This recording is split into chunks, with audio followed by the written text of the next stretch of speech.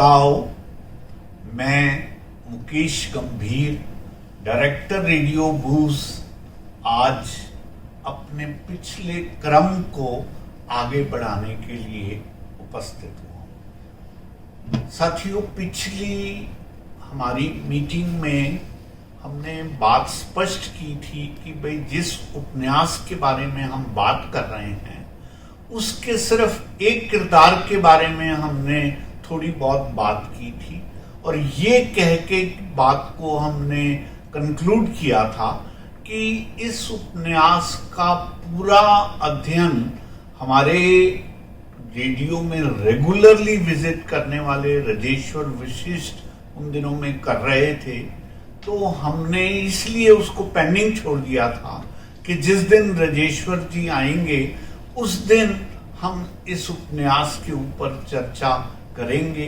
उपन्यास जो है वो हमारा शिखा जी ने लिखा है, अपने आप में एक अद्भुत प्रयास किया गया है। हालांकि प्रथम प्रयास है लेकिन अपने आप में अद्भुत है। क्यों अद्भुत है इसको वशिष्ठ जी बहुत अच्छे से एक्सप्लेन करेंगे।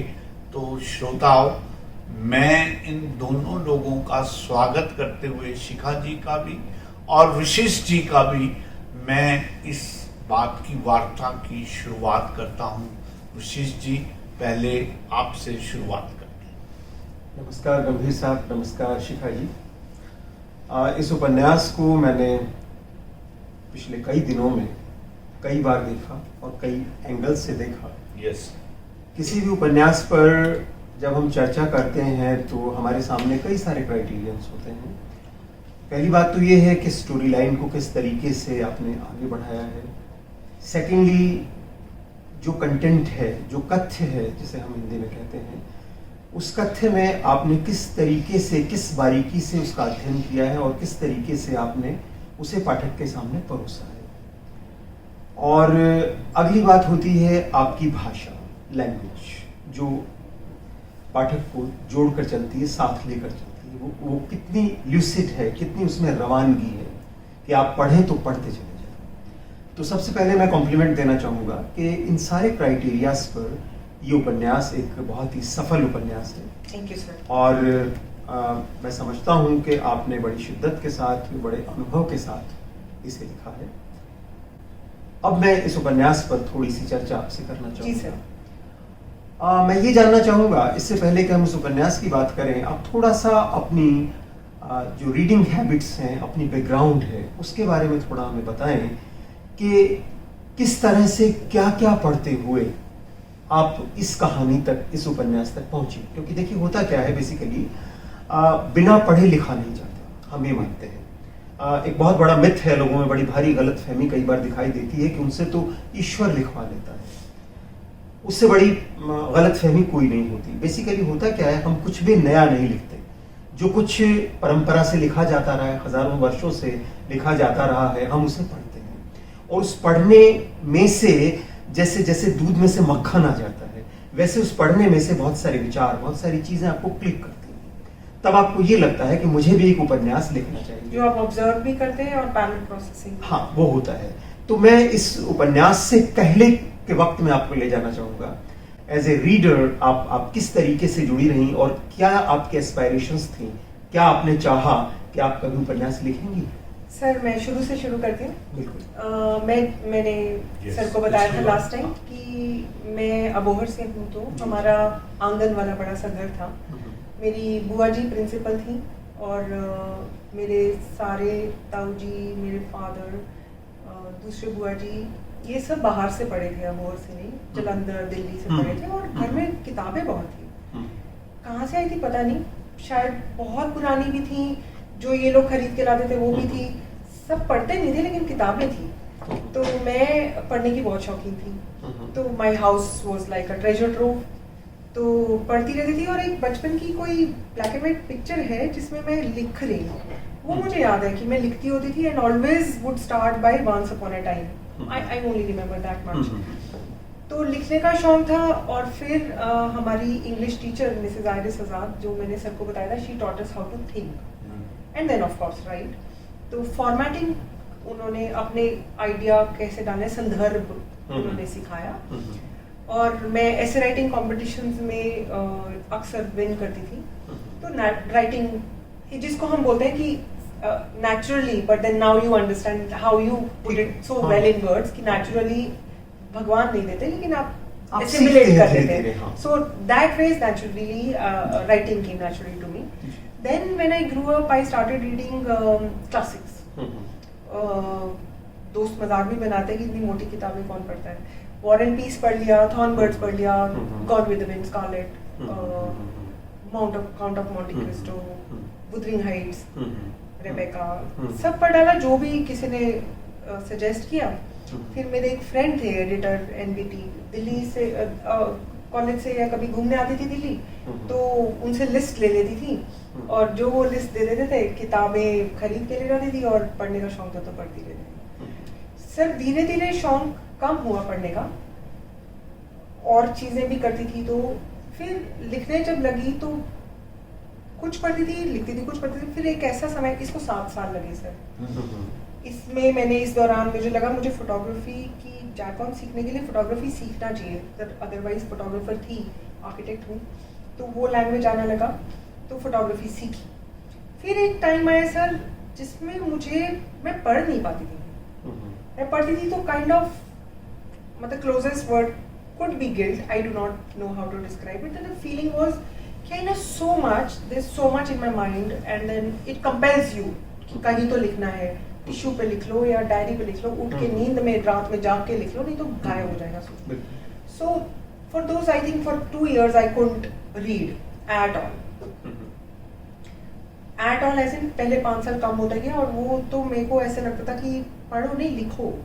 So I wrote and wrote and wrote and wrote. I had been writing for so long. Then came the editing part. Then I read my own novel and reread my own novel and then removed 30,000 words from it. फिर जब ये छप गया तो ऐसा बोला कि अब लिखूंगी नहीं और पढ़ भी नहीं पाती थी। तो मेरे एडिटर फ्रेंड ने बोला, उन्होंने एडिट तो नहीं करी पर दोस्त हैं अभी भी है, तो उन्होंने बोला everyone says so Shikha you will be writing your next novel within a year. That also happened in a year. Okay. So I'm on to my second novel, but now I read a bit, but I'm not back to that kind of reading what I used to read. नहीं, लेकिन देखिए वो reading अब आपको काम आ रही है। बिल्कुल सर, जो बेस है सबकॉन्शियस वो आपकी बेस है। आपने इसके बारे में एक बात कहूँ आपसे, मुझे नहीं पता किसी ने आपसे कहा कि नहीं कहा, इसमें जो लैंग्वेज का इस्तेमाल है वो मोस्ट ब्यूटीफुल है। Thank you so much, that makes me very happy. जो एक्सप्रेशन में वर्ड्स हैं वो मोस्ट एप्ट हैं, उनसे अच्छे शब्द नहीं चुने जा सकते जो आपके कैरेक्टर्स मुझे बहुत खुशी हुई है इस्तेमाल करते हैं। लेकिन मैं कहना चाहूंगा ये शब्द अपने आप से कहीं से नहीं आए हैं। जी जी जी, ये शब्द आपने सबकॉन्शियस में है, ये आपने उन बड़े लेखकों को पढ़ा है। जी सर, और आपने उस तमीज को सीखा है। मैं खास तौर पे शब्द इस्तेमाल कर रहा हूँ तमीज, उस तमीज को सीखा है कि किस तरीके से शब्दों को कहाँ इस्तेमाल किया जाना चाहिए। राजेश्वर जी, अक्सर ऐसा नहीं होता कि हमारे भीतर जो उठते भाव हैं वो लिखित रूप में तभी आते हैं जब हमारे को उसके अनुरूप शब्द मिल जाते हैं। अदरवाइज हम इस बात की पेन महसूस करते रहते हैं कि हम लिखेंगे लेकिन लिख नहीं पाते। सर निकल जाता है अंदर से, आ जाता है। बड़ा मैं इस बारे में अपने अलग अलग अनुभव हो सकते हैं। मुझे लगता है कि जब मैं लिखने बैठता हूँ तो शब्द मुझ तक चले आते हैं। हाँ, मैं भी यही कह रही हूँ कि मुझ तक चले आते हैं। और एक मैं अगर अपना निजी एक्सपीरियंस बताऊं तो मैं तो अपने आप से बात करते हुए लिखता हूँ। जो कुछ मैं लिख रहा हूँ वो मैं अपने आप से कहता हूँ। और ठीक है, हर एक की अपना तरीका होता है। तरीका होता है। लेकिन मेरा ये मानना है कि आप कई बार भाव तो उमड़ते रहते हैं। मैं अपनी शायरी तभी लिखता हूँ जब मुझे लगता है कि मेरे भावों को एप्रोप्रिएट वर्ड्स मिल रहे हैं। सर वो तो बहुत एलिगेंट बात है। मैं हमेशा बोलती हूँ कि जो पोएट्री है वो हमेशा, शायर कौन होता है जो इतना ब्यूटीफुल कम वर्ड्स में इजहार कर पाता है शायरी के थ्रू। एक मेरे दोस्त हैं जिन्होंने, आर्टिस्ट हैं, कभी उन्होंने बोला था कि मोहब्बत करना जरूरी है। I am not talking of the cliched love. I am talking about love, just the word love. उसका जो मतलब मुहब्बत भी बोलते हैं, तो बोलते हैं कि मोहब्बत करना जरूरी है तो आप शायर बनते हैं, और शायरी करते हैं तो आप आर्टिस्ट बनते हैं। तो वर्ड्स लिखना इजियर है, जो आप शायरी करते हैं सर, और वो इतनी एप्ट निकलती है डिस्कशन में, that's a little higher elevated level. नहीं, it's okay. And there are so many emotions which do not come out in words. Exactly. The essence comes out only in लेकिन हमें इंतजार करना चाहिए कि किसी दिन वो इमोशंस हमारे हैं वो आएंगे बाहर, और जिस दिन वो आ जाएंगे वो आपका बेस्ट वर्क होगा। देखिए, मैं तो एक आएगा, सिंपल सी जरूर बात मानता हूँ कि मेरी शायरी होगी तुम्हारे लिए, मेरी शायरी होगी तुम्हारे लिए, मैंने तो तेरे मेरे एहसास बुदबुदाए। Wow. जो कुछ आप लोग कह रहे हैं, मैं उसको साक्षात्कार के रूप में महसूस करता हूं। डेमो हो गया सर। या प्लीज। शिखा जी, मुझे अब अगला सवाल जो आपसे पूछना है। जी सर। आपकी बैकग्राउंड के बारे में हमने जाना, आपने बहुत कुछ पढ़ा। इस उपन्यास को, जैसे आपने कहा कि मैंने काफी लंबा अरसा लगाया लिखने में, और आपने इसे उसके बाद एडिट भी किया जी। मैं एक परंपरा की बात आपको बताऊं, अगर अब तो हम लोग बड़े एक ऐसे समय में हैं जहां हम सारा काम कंप्यूटर पे करते हैं, जहां एडिट करना, डिलीट करना, चेंज करना कंपैरेटिवली बहुत इजी है। लेकिन अगर मैं आज से 30, 40, 50 साल पहले के लेखकों की मैं बात करूं, तो उनके अपने हैंड रिटन ड्राफ्ट्स होते थे, और उन्होंने हजारों पेजेस के ड्राफ्ट्स हैंड रिटन तैयार किए। हमारे यहाँ हिंदी में तो ऐसी स्थिति नहीं है, लेकिन अंग्रेजी की स्थिति तो ये है कि जो भी बेस्ट सेलर्स हैं उन सब के अपने एडिटर्स होते हैं, और वो एडिटर्स इतने ज़्यादा क्रूएल एडिटर्स होते हैं कि आप जब 2 लाख वर्ड्स लिखते हैं तो वो उसमें से फाइनली 50,000, 60,000 वर्ड्स वो ओके करते हैं कि इसे जाना चाहिए। आपने वो काम भी खुद किया इसमें, आप बता रही हैं आपने वो काम भी खुद किया। तो थोड़ा सा इसकी बैकग्राउंड के बारे में बताइए कि इस पूरे प्रोसेस से 2 हाथ करते हुए इसको शेप में लाने की पोजीशन में, एक तरीके से ये 7 वर्ष ये बेबी आपके भीतर रहा, आपके गर्भ में रहा। बिल्कुल। इसको आपने कैसे पाला और कैसे आप इसको हमारे बीच में लेके आई, उस प्रोसेस के बारे में भी थोड़ा बताइए। इंटरेस्टिंग है सर, किसी ने अभी तक पूछा नहीं, मजा आया सुन के। सर मैं जैसे मैं बचपन में लिखती थी तो लाल रंग की किताबें, बही खाता जिसको बोलते हैं, वो मैं बनवाती हूँ। I like to promote that industry. तो वो लाल किताबें मेरे पास जब ये खत्म हुआ तो मेरे पास इतनी थी। तो लिखना तो मैं I like to write notes, I like hand written notes. I am not a very gadgety person, I belong to the old school. तो मैं हाथ से लिखती थी। सर आप देखें अगर अपने हैंड रिटन नोट्स तो आपको समझ आ जाता है कैसी इमोशन में, जैसे मैं पेंट करती हूँ तो आपके ब्रश स्ट्रोक से समझ आता है इमोशन राइटर का। ऐसे हैंड राइटिंग में आपको पता चलता है ये मैंने फ्यूरी में लिखा है या मैंने ये खूबसूरत अंदाज में इमोशन में लिखा है। तो वो लिख के बड़ा मजा आया। बट तो मेरे पास कुछ तो नोट्स होटल के वो जो बुकलेट है जो उस पे भी है, टिश्यूज पे भी है, बहुत सारी तरह की। रात में एक स्लिप है, पेपर बिल्स, कुछ खरीदा था शॉपिंग बिल, जहाँ जो आया तो वो लिख डाला।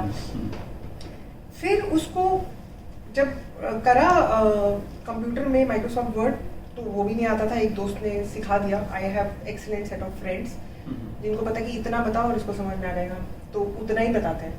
तो फिर उसको टाइप करा तो एक फॉर्मल ऑफिशियल फॉर्मेट की तरह नजर आया, अदरवाइज उसमें तो नहीं देखा था। So that was very important. Then I printed it out and then I started reading it and reading it. I tried doing it on laptop also. It wasn't very successful in my case. When I saw it in print, I could do a better job, and so I learned. Second of all, I'm not writing in hand mostly. I'm typing on my phone or somewhere mostly. तो ये process crude था, बहुत smooth.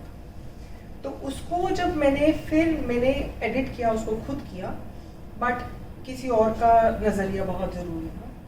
तो मेरे 2 दोस्तों ने उसको पढ़ा था. एक दोस्त ने पढ़ा, उसने बोला this needs an editing because क्योंकि वो मैंने खुद की थी. Then there is a friend again. I did not want to hire professional editors और go the professional. I have belief in my work. I am very confident that it's a good piece of literature. So a friend read it. She is a content writer, and then she read it, and then I agreed to all of her suggestions. Okay. She found some mistakes here or there, and the perspective, she did not change the perspective at all. She did not change any scene or anything. She just corrected कि ये correlate नहीं हो रहा. फिर जब ये novel पूरा ready हो गया, one of my very good friends, he is a writer himself, he read it, and the suggestions he gave to me were of immense value. क्योंकि जैसे आप जो reader के context में बोलते हैं, जो वो flow, जो आपने एक बड़ा सुंदर हिंदी का word इस्तेमाल किया था उसके, तो वो flow में जो दिक्कत थी, उन्होंने मेरे को 8 से 10 suggestions दिए जो मेरे को बहुत बहुत बहुत काम आए. वो मैंने 10 के 10 या 8 के 8 जितने भी थे वो सारे इनकॉर्पोरेट करें. And these 3 people have been my guide in this novel. I am very thankful to them. And I for my second novel also I do not expect to be. और मेरे बच्चों की एक पुरानी इंग्लिश टीचर थी, convent teacher, so उन्होंने synopsis में थोड़ा सा ऐसे किया. So it was only friends. चलिए, तो बहुत अच्छी बात So I learned the formal way now कि टाइप करना भी जरूरी है और easier है.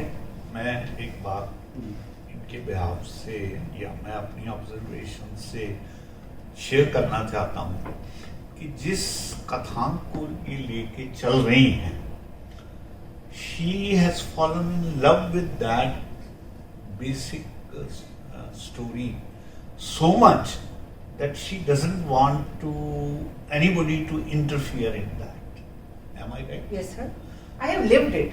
Yeah. I have lived it in my experiences, the documentaries I watched, say of war photographer. मैं उस war photographer का पेन फील कर पाई कि वो किसकी तरफ से लिखे. जो अभियांश है वो किसकी तरफ से लिखे. इंसान है, फिर वापस लिख भी रहा है तो लॉबी है, bureaucratic lobby. So I could feel that. I have met artists, I have empathized with artists, I have studied their lives, their emotions, their growth. So that all took time also, yes. effort also. And somewhere the line of climax and reality got blurred in myself because I was a writer and living. अगला सवाल मैं आपसे पूछूंगा कि रिया जो इसका main character. जी sir. Basically sir मैं एक सवाल पूछूंगी टू इंटरप्ट. मेन कैरेक्टर कौन है? आप बुक पढ़े, अभियांश है या रिया है? मैं तो रिया को ही मानता हूँ. ठीक है. I wanted to know from मैं रिया को ही मानता हूँ. लास्ट टाइम हमने इसी को लेके बात करी. I was hoping to hear answers from him. क्योंकि देखिए होता क्या है बेसिकली, मैं महसूस करता हूँ और इसको पढ़ते हुए मैंने महसूस किया कि जब आप किसी कैरेक्टर को बहुत तरीके से बुनती हैं, जो कैरेक्टर बहुत अच्छे से बुना गया होता है, वो कैरेक्टर बेसिकली राइटर का अपना कैरेक्टर होता है. ओके. और जितना कुछ आपने रिया के बारे में उसकी फोटोग्राफी स्किल्स की बात को लेके, वो अगर फोटोग्राफ्स भी लेती है तो उसमें हेड नहीं होता, इमोशंस होती हैं, हार्ट होता है. और जिस भी तरीके से उसके ऑब्जर्वेशंस हैं, वो भले ही जब वसंत कुंज के अपने घर में है, उसके बाद से वो लंदन जाती है, उसके बाद वो शारजा में होती है, या बाद में लास्ट गोवा तक आती है, उसका अपना बच्चा भी है. वो सारे कैरेक्टर, इस कैरेक्टर को मुझे लगता है जितनी खूबसूरती से बुना गया है, मैं पर्सनली महसूस करता हूँ उसमें बहुत कुछ आपका अपना ऑब्जर्वेशन, अपनी रियल लाइफ का ऑब्जर्वेशन कहीं ना कहीं जरूर जुड़ा होगा. सर जुड़ा है, बिल्कुल जुड़ा है. लेकिन जो आप बोल रहे हैं कि रिया से जुड़ा है, उससे ज्यादा आई वुड से आरिजा से. उसका जो कॉन्टेक्स्ट है, बैकग्राउंड है, is very very similar to mine. I have actually visited those poplar वाला. I was telling him I am very fond of that chapter. As far as Riya is concerned, yes, you always pick up, you have to correlate it. Corresponding तो कुछ होगा ही होगा. तो yes, कुछ तो effect है ही है. कुछ मैंने जिया, कुछ किसी और ने जिया, और मैंने ऑब्जर्व किया. कुछ किसी की बात सुनी. और हाँ, क्योंकि देखिए आपसे बातचीत हो रही थी जैसे लाइक जहाँ फोटोग्राफिक कॉन्टेक्स्ट है, वो आर्किटेक्चर एंड फोटोग्राफी हाँ। तो 100% ही डेफिनेटली हाँ। मेरे एक्सपीरियंसेस आपका अपना एक्सपीरियंस है, 100%। आपने स्पेसिफिकली कुछ चीजों की को लर्न किया होगा, सीखा भी होगा उस वक्त। 100% that's a very good observation sir. Yes, और जाहिर है जब हम किसी नॉवेल पे काम करते हैं, किसी कैरेक्टर को बुनते हैं, तो उसकी बैकग्राउंड को बुनने के लिए बहुत ऑथेंटिक तरीके से हमें बहुत सारी चीज़ों को स्टडी करना पड़ता है। और डेफिनेटली आपने इस कैरेक्टर को बुनने में आपने काफ़ी मेहनत की है, वो इसमें मुझे साफ तौर पे नजर आता है। Thank you sir. चलिए ठीक है, अब अगली बात जो शायद दर्शक भी जानना चाहेंगे, आप अपने नज़रिए से जरा इसकी जो डिफरेंट कैरेक्टर्स हैं उनके बारे में उनसे आप अपने स्तर पर किस तरह से जुड़ी हुई हैं। लाइक रिया तो चलिए है ही, रिया के बारे में तो हमने बात कर ली। दूसरे कैरेक्टर्स हैं जैसे सुमित से तो खैर वो शादी ही करती है, सुमित तो हस्बैंड हो जाते हैं। अब जैसे अभ्यांश हैं जी, इन सब कैरेक्टर्स से किस तरह से जुड़ाव आप पाती हैं? मतलब ये तो पेन लाइफ है, आपने कहाँ से कैसे उनको उठाया और इस्तेमाल किया? सर जो अलीजा है, जैसे वो बाइक चलाती है और जैसे कि वो है, वो मैं। अच्छा, ठीक है। Aliza is like so much me. बाकी Riya one can correlate. Sir Riya का जो कैरेक्टर है उसमें इंटरेस्टिंग क्या है कि वो एक दफा में नहीं बना, वो किसी जमाने में मैं ऐसी थी और किसी जमाने में मैं ऐसी हो गई और किसी जमाने में मैं ऐसी हो गई, as you grow in life. And I always say that it is very very very important to be open. उसकी ऑब्जर्वेशंस बहुत अच्छी हैं। हाँ, तो to be open and to keep reinventing and to keep assimilating new experience. तो रिया का character is not like कि हाँ आप मिले पर एक पर्सन से and that is Riya. Riya's character has evolved over my own experiences over time and the other factors that I said. Now one of the very interesting character is Abhyansh and Sabha sir. Sabha sir was mostly as he is in this novel. Abhyansh is definitely a fictitious character, but he is not made of one person. Abhyansh's character is of 5 characters. One was a war documentary, वो तो documentary तो अलग है, आप real life पूछ रहे हैं तो it's made of 4 characters, all men, all artists in some way or the other, and either I have empathized with that character or I have heard his stories or I have observed. So that character is very interesting in my mind because for him there is he's a typical artist, for him there is no past and present and future. ऐसा लगता है शुरू में कि वो सब कितना strong है और कितना खूबसूरत है और कितना ऐसा स्टर्डी है, लेकिन उसी का माइंड कितना कभी वेवरिंग है। Actually I wanted to hear it from you. पढ़ते हुए मुझे शुरुआती दौर में तो ये लगने लगा था कि लड़की शायद इसी से मोहब्बत करेगी। ओके, लेकिन ऐसा नहीं हुआ, वो एक अलग बात है, लेकिन वो रेफरेंसेस में बार-बार आता रहा। कहीं तो बाद में रियलाइज हुआ कि मोहब्बत तो थी नहीं है। हाँ, लेकिन रियल लाइफ में तो so that is how the artist's mind will work, sir. हाँ, तो मैं वही कह रहा हूँ ना, वो एक अपने कभी तो वो क्योंकि वो अपनी इमोशंस को प्रोसेस ही नहीं कर पाता या क्योंकि उसको फ्लो में आर्ट में आगे बढ़ते जाना है, तो वो इमोशंस कभी तो हो सकता है प्रेजेंट में उसको करना पड़े प्रोसेस, या जरूरत आन पड़े, या समहाउ कहीं से लाइटनिंग स्ट्राइक और वो आन पड़े, या फिर वो बाद में शायद फ्यूचर में कुछ अलग हो। Because I say that artist doesn't like to be tied. बिल्कुल सही कह रहे हैं। For an artist, there is one moment and then there is another moment. There is nothing of permanence, and that is how his relationship with the muse is also complex and intuitive. Yes. So I have said these words so often. I want to hear your words actually. But this was my relationship or my reference with humans. And when I went to Sharjah, my son was there with me.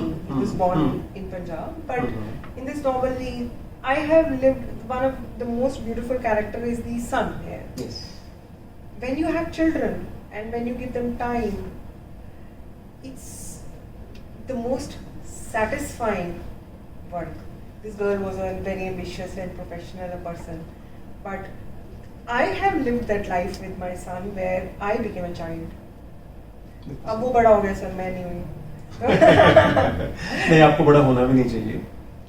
Because the child in you is क्योंकि जब आप make you alive. बड़ी हो जाएंगी तो फिर लिखना और इस तरीके से सोचने का तरीका बदल जाएगा। Yeah. फिर आप इतना फ्रीली नहीं सोच पाएंगे, बड़े होने का बोझ कंधों पे आ जाता है और आदमी दब के रह जाता है। तो वो अपने आप में एक अलग बात है, उसको हम फ्यूचर के लिए छोड़ देते हैं। हाँ, तो कुछ कैरेक्टर्स हैं जैसे जो मुझे लगते हैं सर रियल लाइफ हीरोज, जैसे मुमताज है, Mumtaz is a real name, वो दे आर अनसंग। अगर कोई उनके बारे में लिखता भी है तो इट फील्स लाइक कि हाँ आप एक स्टोरी पिक कर रहे हो या एहसान कर रहे हो। उनके बारे में कम है जो बहुत ब्यूटीफुली जेन्युइन राइटिंग्स हैं। There are so many unsung heroes. वो लेबर जो 50 डिग्री सेल्सियस में काम कर रही है, वो मेड जो अपने बांग्लादेश से लोन लेके गई है और सारा खानदान, I won't say just the family, सारा खानदान is looking up to her कि this lady will go work there, leave her children, leave her husband, leave her everything, something that she is rooted in. नहीं तो वो कहाँ घूमी है, वो शायद गांव से शहर भी नहीं गई है। और जब वो वहां पे आई और उसको पता चला कि 1 साल सर उन लोगों को, अब मुझे नहीं पता, 1 साल उन लोगों को लगता था वो लोन उतारने में जो लेके वो फ्लाई किए हैं। हाँ, नेचुरली 1 साल तो वो सिर्फ वही काम करेंगे। क्या बात करें सर, 1 साल वही काम करेंगे, फिर वो कुछ कुछ पैसा कमाएंगे जो कुछ घर भेजेंगे और कुछ अपने लिए शायद ईद पे कपड़ा खरीदेंगे। और जब उनको पता चलेगा कि हम नॉर्मल दुनिया से कम पैसे कमा रहे हैं, तो that brings a revolt even in financial terms. And then if you well, I don't want to talk in detail right now about it, but they are unsung heroes. बिल्कुल So I wanted to talk about them. एक सवाल और बनता है इस उपन्यास पर। इस उपन्यास में देखिए, जैसे हम चर्चा कर रहे थे, एक उपन्यास अपने आप में एक पूरी रील होती है और उस रील में बहुत तरह के एक्सपेरिमेंट्स होते हैं। हम बहुत बार डायरी की तरह उसे लिखते हैं, बहुत बार वो ट्रेवलर हो जाता है। जी सर। बहुत बार उसमें हमारी पोइट्री भी होती है, इसमें भी कहीं कहीं लैंग्वेज में पोइट्री झलकती है। लेकिन इससे इन सब के साथ साथ ये कम से कम हमें थोड़ी सैर भी कराता है। जहाँ जो ट्रेवलर का पार्ट है उसकी जब आप बात करते हैं तो आप एक दूसरे देश के बारे में भी जानते हैं। किस तरीके से घर के पीछे अगर समुद्र हो, आप शारजाह का जैसे है, और शारजाह का समुद्र जैसा कि आप जानती हैं उसमें बहुत बड़ी लहरें नहीं उठती हैं, बड़ा शांत सा एक सुंदर है बहुत। हाँ, सुंदर सा है। और सुंदर तो इसलिए है कि वहाँ हमारे जैसे गंदगी करने वाले लोग हैं, लोग कर नहीं सकते ना, पीपल आर डिसिप्लिन। वो भी है, सैंड भी सुंदर है, सैंड भी सुंदर और है, एक्सपेंस। हाँ हाँ, और बड़ा शांत सा, बड़ा शरीफ सा, मतलब भीड़ नहीं है। हाँ, भीड़ नहीं है, बड़ा शरीफ सा समुद्र लगता है। आपको लगता है आपका अपना ही? आपका अपना ही है। हाँ हाँ, तो ये बहुत सारी अच्छी चीजें हैं। तो ये आप बताइए, आपने ये स्टोरी के साथ अपने आप चलता रहा, या आप एक बड़ी अच्छी विजुअलाइजर हैं, आपने कुछ चीजें, कुछ विजुअल्स उसके साथ जोड़े, या सब अपने आप स्टोरी के साथ चलता रहा? Sir, I am blessed to have a good imagination, first of all. Then I don't know why people talk to me themselves. They usually say that you are very easy to talk to without judging. तो एक तो ये था, दूसरा जो observation की आप बात कर रहे हैं सर, वो में जो हार्ट की बात करते हैं, वो feelings, I am an emotional person. तो जो फीलिंग आती है, अगर मुझे एक्चुअली बीच पे जाके जो एकदम फीलिंग आती थी कि एक ट्रैफिक की कॉर्निश पे था, बहुत अमेजिंग गाड़ियाँ और तेज जाती हैं, वो उसकी एक जगह एक पॉइंट आता था, काफी लंबा स्ट्रेच था बीच का, एक पॉइंट आता था जब आपको वो सुनना, इट वुड सीज, और अभी समुद्र की बात शुरू नहीं हुई, लेकिन आप चलते जा रहे हैं, और फिर एक पॉइंट आया जब वो बिल्कुल खत्म होने के बावजूद आपको कुछ नहीं सुन रहा, कुछ भी नहीं सुन रहा, और सडनली समुद्र की आवाज आ रही है। What an exhilarating experience that was. अगर आप मेरे वर्ड्स बड़ी खूबसूरती से आया है आपके यहाँ। हाँ, तो अगर मेरे वर्ड्स से जो मैं कहीं से सुना भी, और that I find as a very big compliment, कि ऐसा लगता है हम नॉवेल पढ़ नहीं रहे, देख रहे हैं। हाँ, देख रहे हैं इनफैक्ट। तो क्योंकि वो महसूस मैंने इतना डिटेल में किया है, और फिर इतना डिटेल में किया है तो शब्दों में आ गया। और मैं उसको और आसानी से इसलिए देख पाया कि मैंने शारजाह का, दुबई का, वो सारा एरिया मैंने देखा, हालात मैं वहाँ, हाँ, मुझे लगा, क्योंकि बेसिकली यहाँ भारत में रहते हुए तो हम कल्पना ही नहीं कर सकते कि कुछ इतना शांत जी हो जी सकता जी है। जी मतलब सोच भी नहीं मैं सकते। 9:30 बजे, अगर आप उस जगह की बात कर रहे हैं सर, जी। तो किसी दोस्त का फोन आया कि ये सामान चाहिए। मैं 9:30 बजे बोली अच्छा मैं ना मॉल जा रही हूँ। 9:30 बजे बोली कि मैं मॉल जा रही हूँ अकेले। अभी तो दिल्ली में रहती हूँ, 8 बजे के बाद तो सोचती हूँ कि अकेले कहीं ना जाऊँ। तो ऐसे कई चीज़ें थी। और दूसरा जहाँ पे आपने बोला ट्रैवलॉग या दूसरे देश का experience, I think travel is the most educative medium we have, बिल्कुल सही कहा। not only for your intelligence and information, but in the making of you as a person. When you go and visit and you live in a hotel for 5 days or 7 days, it's different. But say if you are able to live it for 15 days, say Europe गए और एक शाले में रहे आप, या किसी भी शहर गए और आप अभी तो एयरबीएनबी है या वैसा कुछ अगर आप कर पाए, तो and when you see that culture from within, अब नॉर्म में बहुत कोशिश रहती है कि टैक्सी ड्राइवर से बात करूं और राह चलते लोगों से बात करूं। लोग भी कर लेते हैं अपने आप मुझसे, और मैं भी कर लेती हूँ, और सुपरमार्केट में खड़ी हूँ तो बात कर लूँ। तो मुझे वो actually that my husband taught me, जो वो एक्सपीरियंस है of living through somebody's experiences, Yeah. like approaching somebody's approach, that is very important, and that you get only when you travel. And if you're unable to travel and if you read books which take you places, जैसे इसमें वो है again a parallel between architecture, some area of there, वो जो narrow passages वाली गली है for the climate, for wind और बार झील है, तो वो तो हमारे राजस्थान में भी है। तो then you can draw similarities also, and then music है तो वो आप अपना भी सुनते हैं दूसरे का भी सुनते हैं, तो कहीं ना कहीं कभी कभी ऐसे लगता है कि हाँ ये कनेक्टेड है और ये बात बड़ी डिफरेंट है। आर्ट है, पेंटिंग्स है, कल्चर है। So when you expose yourself to another place completely, that is very very beautiful learning. एक और बड़ा अच्छा एक्सपीरियंस इसमें जुड़ता है जब आप लंदन पहुंचती हैं जी, और जैसा लंदन के उस माहौल को पकड़ना भी अपने आप में बड़ा खूबसूरत है। वो एक बड़ा यानी एक ठंड है, लेकिन एक अजीब तरह की उदासी में घिरी हुई ठंड है। घर में कोजीनेस तो है, लेकिन जो फील हमारे यहाँ आता है ठंड में वैसा नहीं है। तो उस चीज को भी बड़े खूबसूरती से आपने पकड़ा है। Thank you sir.